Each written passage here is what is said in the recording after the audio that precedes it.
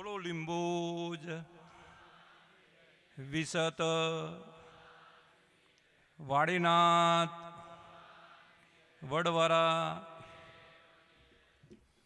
આજના શુભેચ્છા શુભારંભ કાર્યક્રમમાં ઉપસ્થિત પરમ પૂજ્ય મહંત શ્રી જયરામગીરી બાપુ તથા વડવારા મંદિર ટીંટોળા પરમ પૂજ્ય મહંત શ્રી લખીરામ બાપુ અને રાયસનના તમામ ભુવાજીઓ વદારભાઈ, અજમલભાઈ, અમિતભાઈ, તમામ ભુવાજીઓના ચરણોમાં વંદન.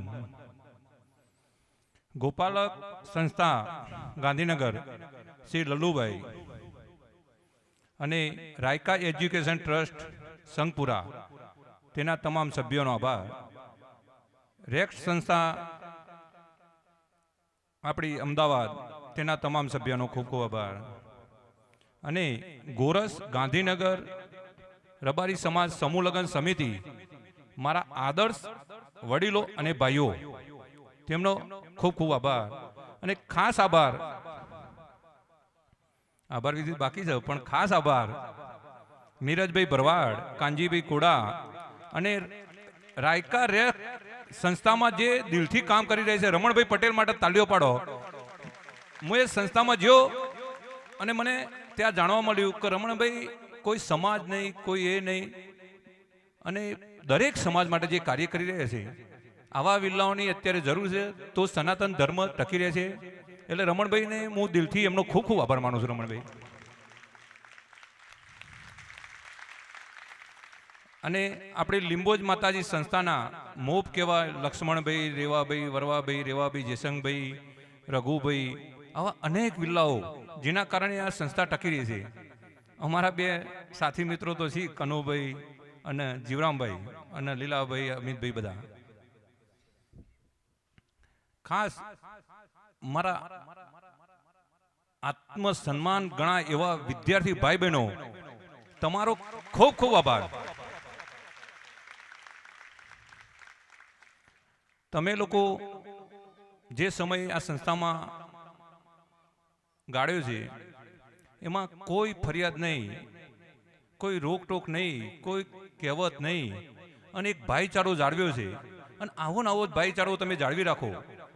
અને જ્યાં પણ તમે નોકરી મેળવો ત્યાં કોઈ સમાજ એવું નહીં કે રબારી. દરેક સમાજ સાથે હરીમળીને રહેશો ને તો જિંદગીમાં કોઈ તકલીફ નહીં પડે. તમે સમાજના વાડામાંથી બધા બહાર નીકળશો તો જ સમાજનો વિકાસ થશે.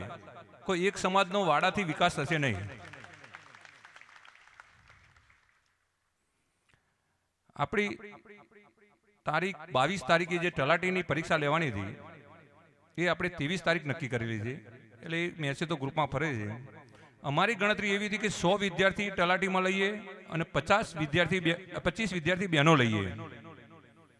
આફ્રિકાથી બાપુનો ફોન આવ્યો કે નહીં ચાલે, આપણે 300 વિદ્યાર્થી લ્યો અને 50 દીકરીઓ લ્યો.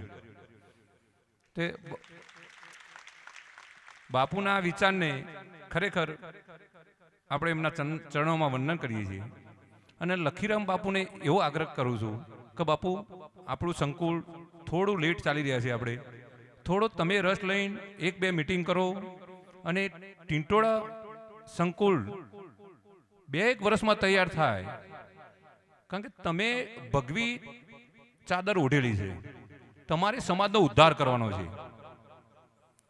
તમારે સમાજનો ઉદ્ધાર કરશો તો ઘણા સાધુઓ ગણો, બળદેવગીરી બાપુ ગણો, જયરામગીરી બાપુ ગણો, કે ટીંટોળા શિલદાસ બાપુ ગણો.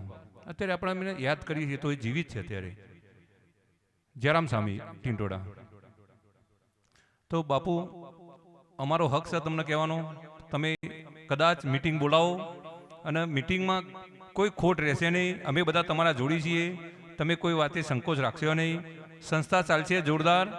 બાપુ હાથ ઊંચા કરીને તમે અમને એવું વચન આલો કે અમે જલ્દી સંસ્થા ચાલુ કરાવજો. બાપુ હાથ ઊંચા કરીને આપણે વચન આપશી કે સંસ્થા જલ્દી ઊંચા. બાપુ હાથ ઊંચા કરો એટલે અમે ખુશ થઈ જઈએ.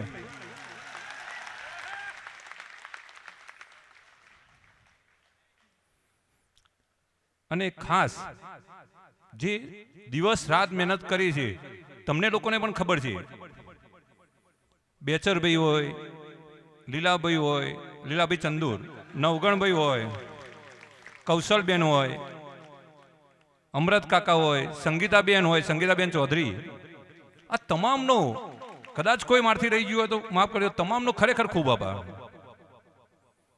તમે લોકો આટલો સમય અહીં વિતાયો અને હવે વિદાય લઈને તમે જઈ રહ્યા છો.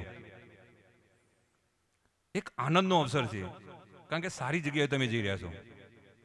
અને લીંબોજમાને એટલી વિનંતી કરું, પ્રાર્થના કરું, વિનંતી પ્રાર્થના એક જ છે, વિનંતી કરું કે દરેક વિદ્યાર્થી સક્સેસ થાય.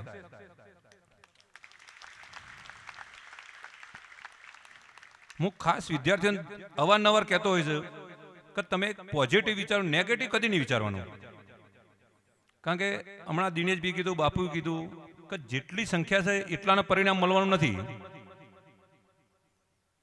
પરિણામ મળે ના મળે એ અલગ વસ્તુ છે, પણ આપણે કોશિશ કરવાની આપણી જવાબદારી છે. માતાજીએ જે તમને પરિણામ મેળવવાની છે તમને આપશે, કે અહીં નહીં તો બીજે. હું તો દીકરીઓને ખાસ બાપુ એ કહું છું કે તમે પોલીસની નોકરી છોડી જ દો. કોન્સ્ટેબલની નોકરી આપણી દીકરીઓને આપણે કરાવી જ નહીં. ઘણી બધી એવી બધી નોકરીઓ છે કે 9 થી 5 ટેબલની નોકરી દીકરી માટે. 9 વાગે જાય, ફર્સ્ટ ક્લાસ રસોઈ બનાવીને જમીન અને સાંજે 5 વાગે ઘરે આવો. આ દીકરીઓની જવાબદારી છે. એટલે દીકરીઓ તમે કોન્સ્ટેબલમાં ભલે પાસ થો, પણ પછી ટેબલ નોકરી ખોરી લેજો અને એનો લેટર અમને બાપુને મોકલજો, એટલે અમને આનંદ થશે. ફરીથી મંચસ્થ ઉપર બોલવાનું મને સન્માન આપ્યું એ બદલ આ સંસ્થાનો બંને બાપુઓનો ચરણો વંદન અને મારે વાણીને વિરામ આપું છું. જય લીંબોજમાં, જય વાણીનાથ.